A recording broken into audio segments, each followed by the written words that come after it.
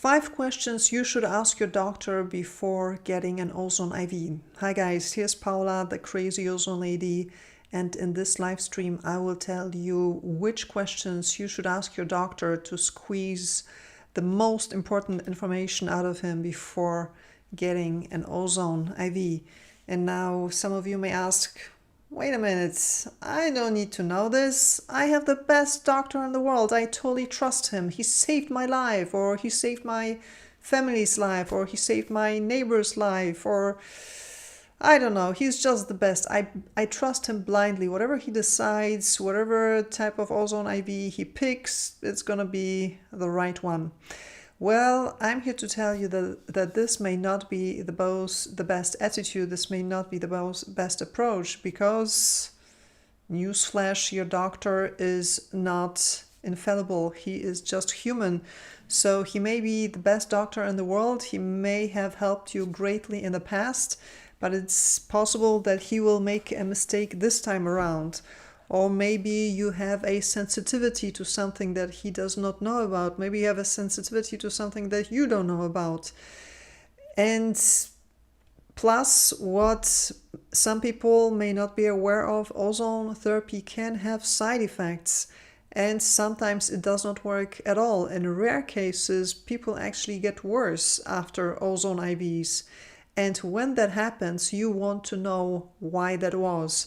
So when you get worse, like should one of those super rare cases occur that you will get actually worse after the ozone IV, you want to know exactly what was it about the ozone IV that brought about the worsening. Was it that I received too much ozone? Maybe it was the wrong concentration. Maybe it was the wrong type of ozone IV. Maybe it was the anticoagulant or something that the doctor gave me together with the ozone IV. So if a worsening occurred, you want to know why, so that you know what to avoid in the future.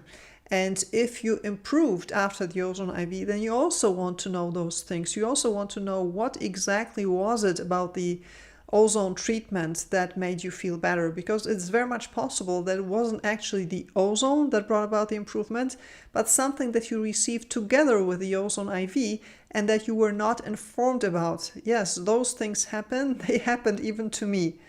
And so knowledge really means power, and nowhere is this clearer and nowhere is this more obvious and has a bigger impact than when it comes to matters of health.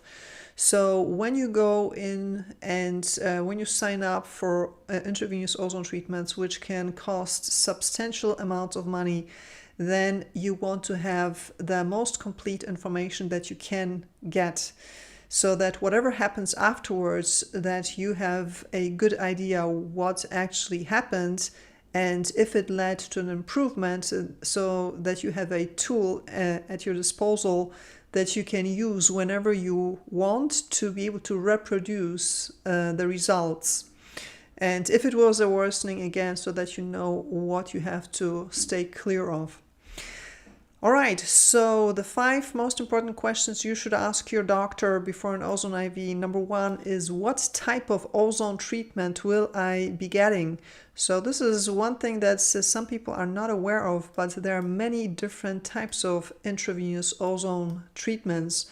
There is, for example, hyperbaric ozone treatments. So this is used most commonly in the form of 10 passes, but nowadays there are also 20 passes that are being performed, and I've even heard about 30 passes. I even heard about 33 passes. All right.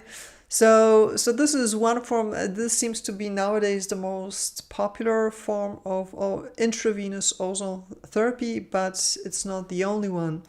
Then there is, for example, what some call the classical type of ozone IV. This is major autohemotherapy, or some call it one pass. And major autohemotherapy can be also performed in different ways. It can be performed normobarically, it can be performed hyperbarically, it can be performed with an added saline, it can be performed with additional UV light. Then we have ozonated saline IVs, which means that a saline solution is ozonated and then introduced intravenously into the patient. And this can happen either continuously, so that the saline is being ozonated during the administration, or that it is ozonated before the administration. Then we have also DIV, direct intravenous ozone injection. This is one of my favorite intravenous ozone treatments. One of the reasons is that it has no confounding factors whatsoever. So this is really pure ozone oxygen mix that you're getting into the vein, nothing else. So if you see an improvement, then you know this was definitely because of the ozone, not because of some other confounding factors which were present. Another type of intravenous ozone treatment is EBO, extracorporeal blood oxygenation and ozonation. Then there is also something that is called intermittent ozone, which is also a type of intravenous ozone. It's very rare from what I understand, but it exists. So whatever type of intravenous ozone you will get, you want to know which one exactly, because the different types of intravenous ozone treatments vary greatly, very greatly, in how much ozone is used and to what ozone concentration. And also, for example, different people with different underlying conditions and different diseases that they're treating and other different factors that are present, they may require different best intravenous ozone approaches. For example, let's say that you are a vegetarian or a vegan and you tend to be anemic, then doing a 20 pass may not be the best idea. Why? Because a 20 pass treatment, that means that blood is extracted from the vein, mixed, so shaken, and then reintroduced 20 times. So this is quite a trauma to the red blood cells, and there is good reason to believe that this can lead to a significant amount of destruction of red blood cells. Now, if you are already anemic, meaning if you're already lacking in red blood cells or in iron or in hemoglobin, then you may have difficulty in replenishing your red blood cells after the hemolysis during the 20 pass. So this may not be the best approach for you, but instead ozonated saline may be a better solution. Or let's say if you're someone who is on a very low carb diet with essentially no dietary intake of vitamin C, then also a 10, 20 or 30 pass where a lot of ozone is being used may not be the best idea. Why? Because we know that ozone can degrade vitamin C.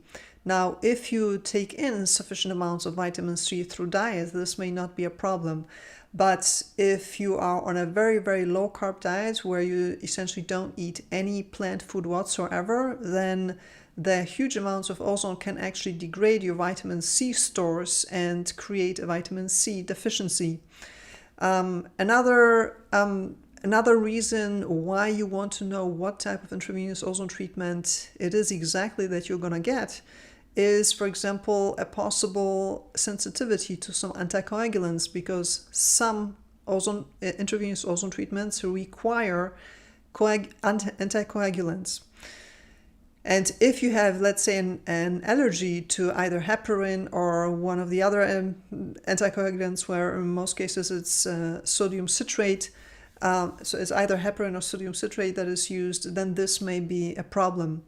Which brings us to question number 2, and which is exactly what you want to know from your doctor. You want to know which anticoagulant will be used, if any, because not all intravenous ozone treatments require an anticoagulant, but many do.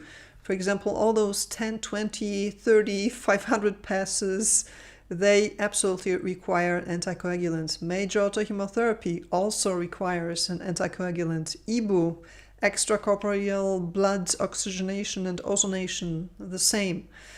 So you want to know whether you will be getting one of those ozone treatments which call for an anticoagulant. And why is that? Because anticoagulants can produce side effects. Now, anticoagulants are generally very, very well tolerated, and the side effects that they have are minor, and they're usually just temporary, so they pass after a few hours or a few days.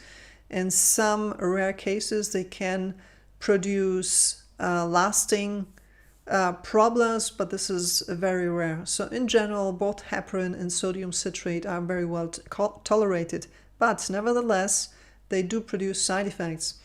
And what is the problem here? The problem is that when those side effects occur, then in most cases they will be misinterpreted as an ozone-induced Herxheimer reaction.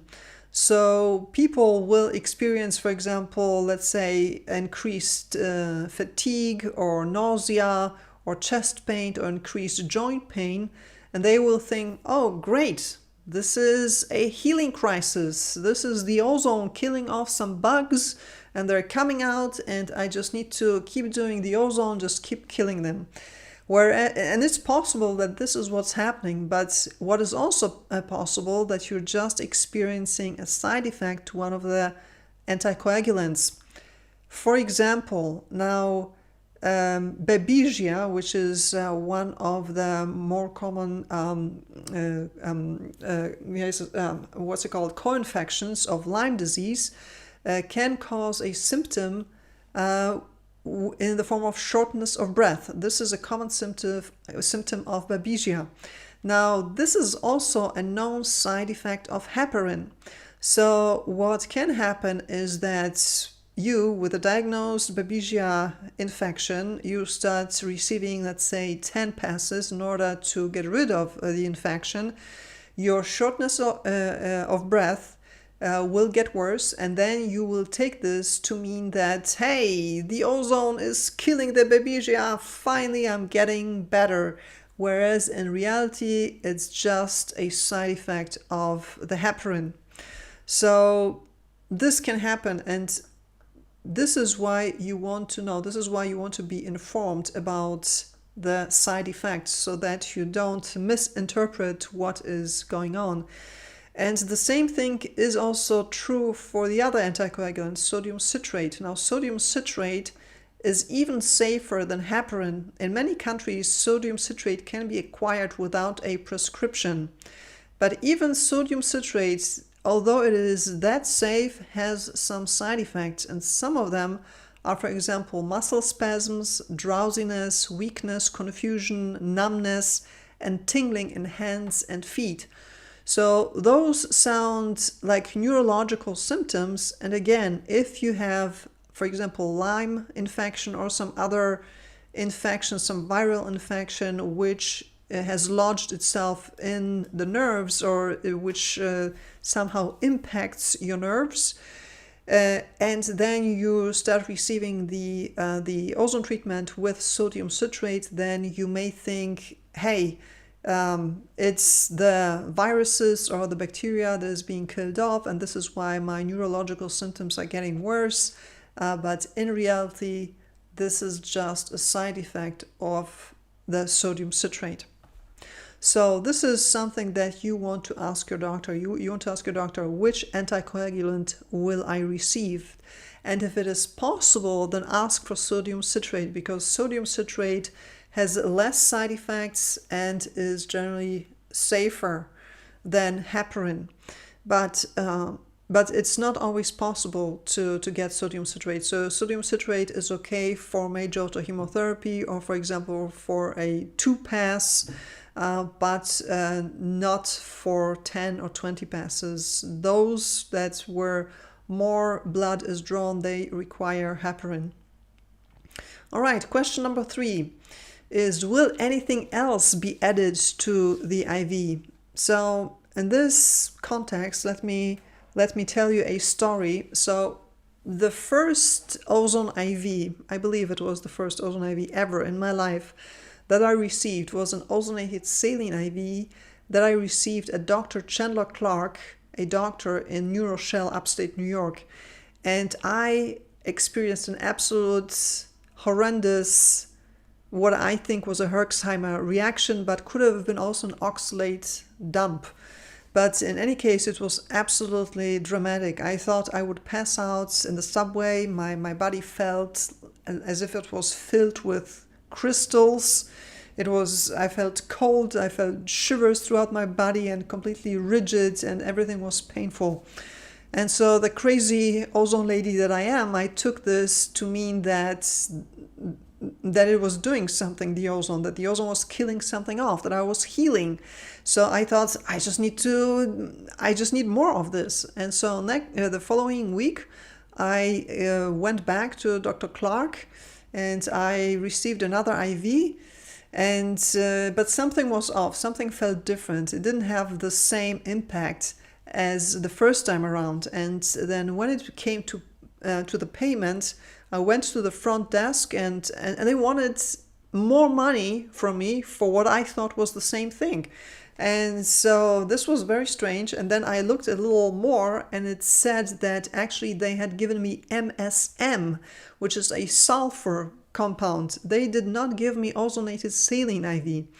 And so I asked to talk to the nurse who administered the IV to me, and I found out that it was her decision. She did not inform me about it. She didn't ask me about it. She didn't check whether I had any known possible intolerances to MSM. She just took it upon herself to completely change my schedule and just gave me something completely different than what I had signed up for. And I was absolutely out of my mind. I was absolutely livid. I was so angry, and but I paid, and I never came back. But then I found out that this is actually not rare. So this happens quite often.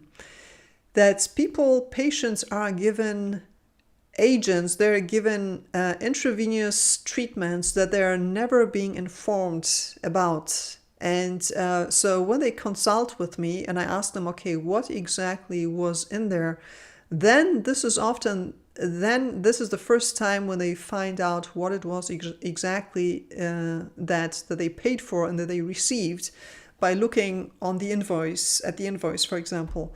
So this is not rare, and the reason there are several reasons for this, because one of the reasons is patients probably don't ask, they just trust their doctors, or the doctors just sell their patients packages, like for example chelation packages or detox packages or antioxidant packages or some type of anti-aging packages.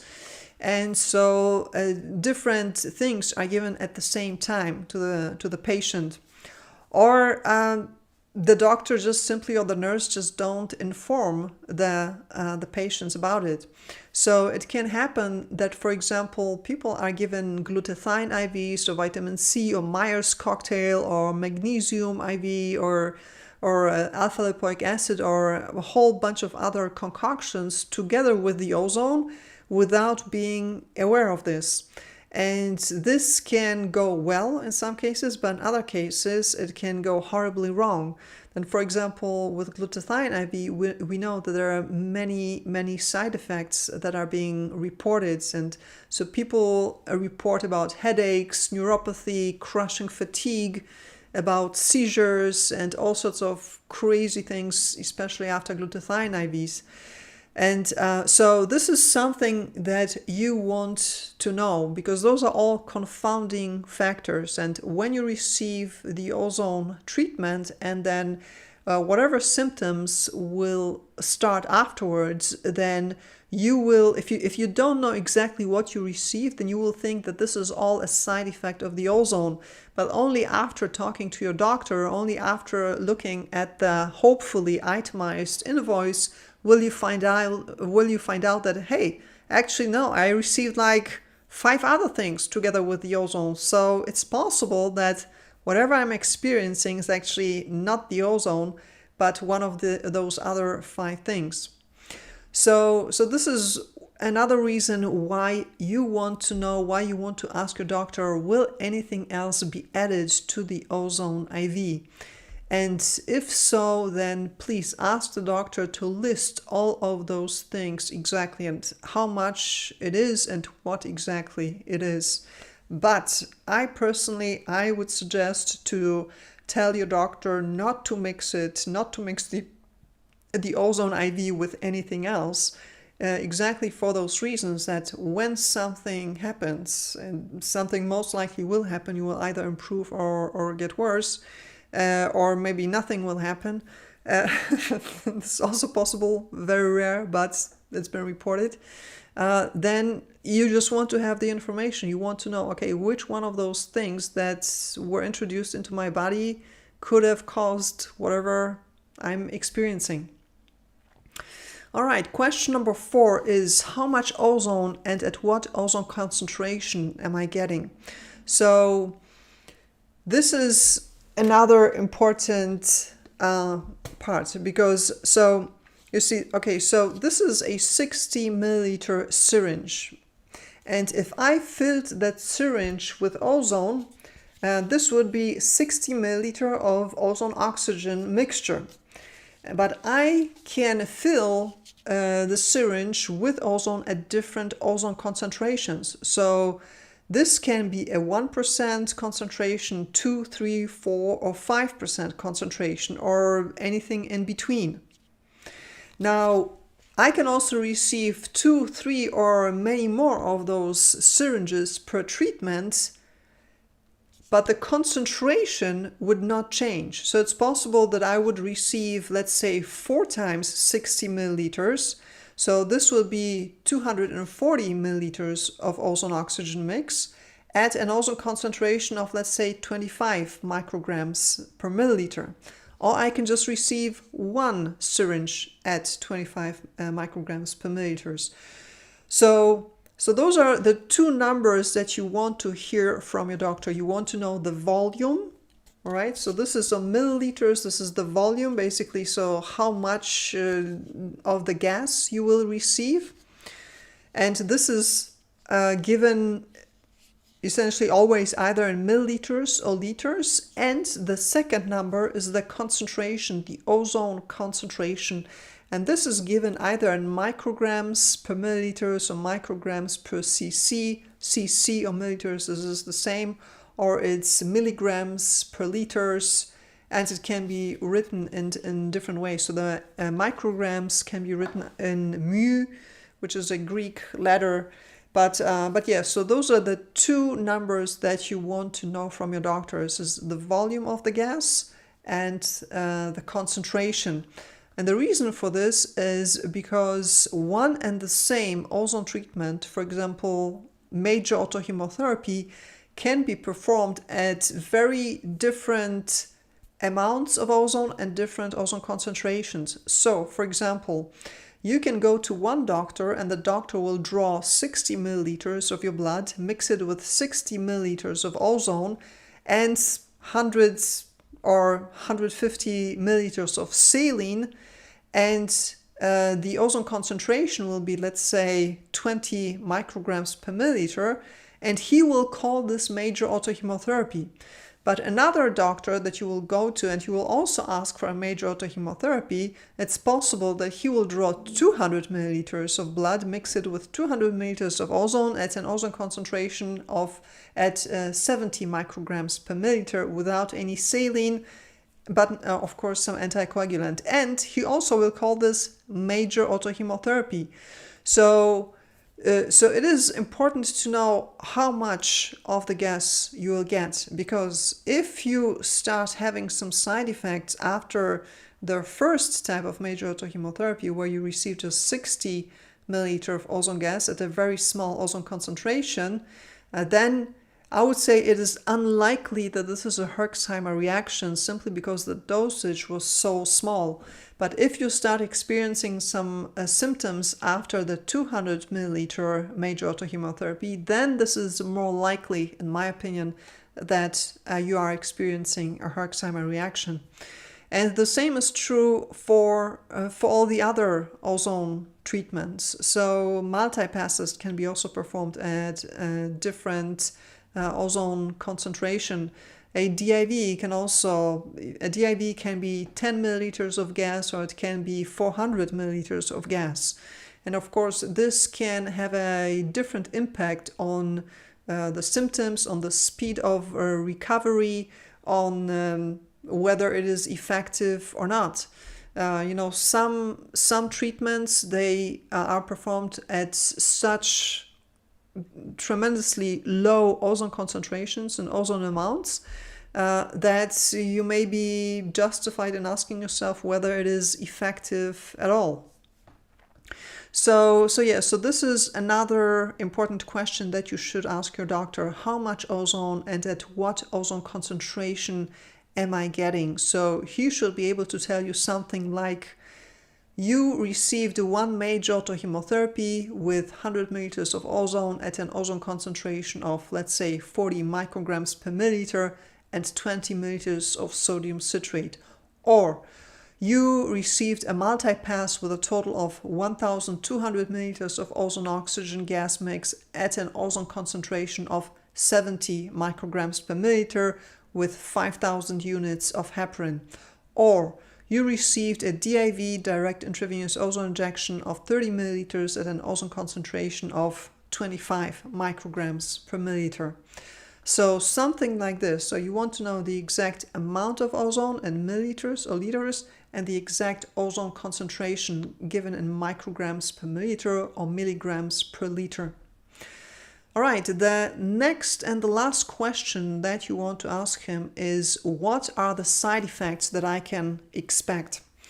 And so this is a question that has different goals or different aims. And one of them is, of course, to know the side effects, because you want to be prepared for what is coming. So you want to know if there will be some crazy Herxheimer reactions. Will it knock you out, incapacitate you for a few days so you won't be able to work? So this is something that you want to be, of course, prepared for. And by the way, this happens very rarely, but it is possible. Another reason why you want to ask that question is because you want to test your doctor. So you want to test his honesty, his knowledge, and his experience.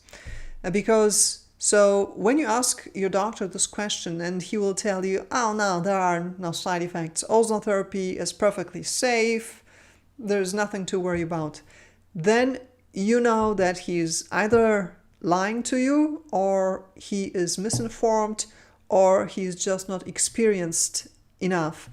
Why? Because there is no such a thing that has no side effects whatsoever.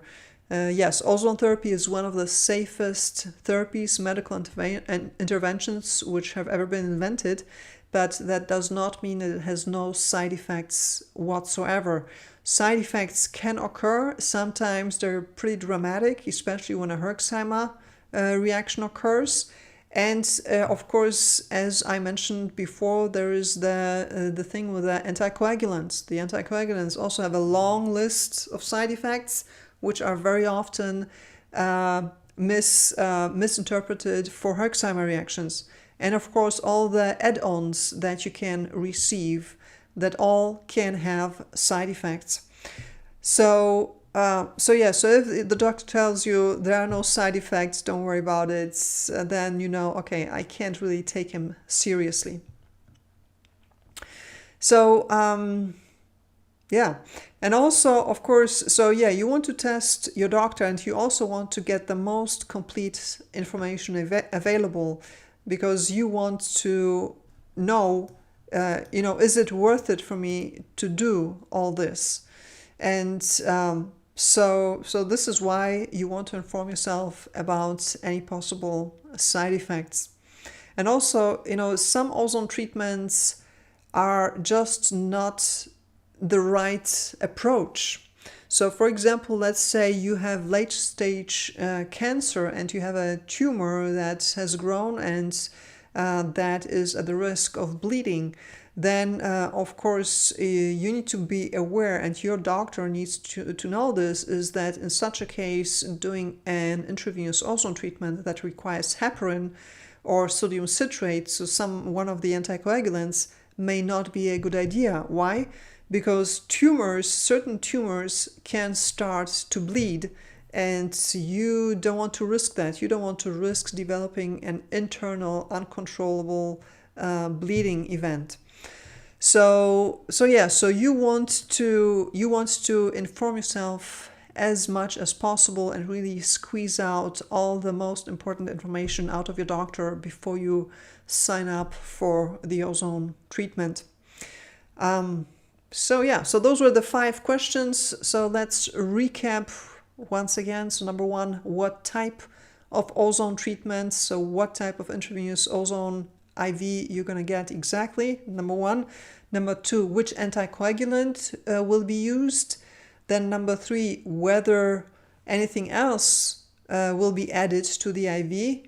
If so, ask not to receive anything else. Ask to only have the ozone IV. Number 4, how much ozone and at what ozone concentration you will receive. And number 5, what side effects to expect. That was it, guys.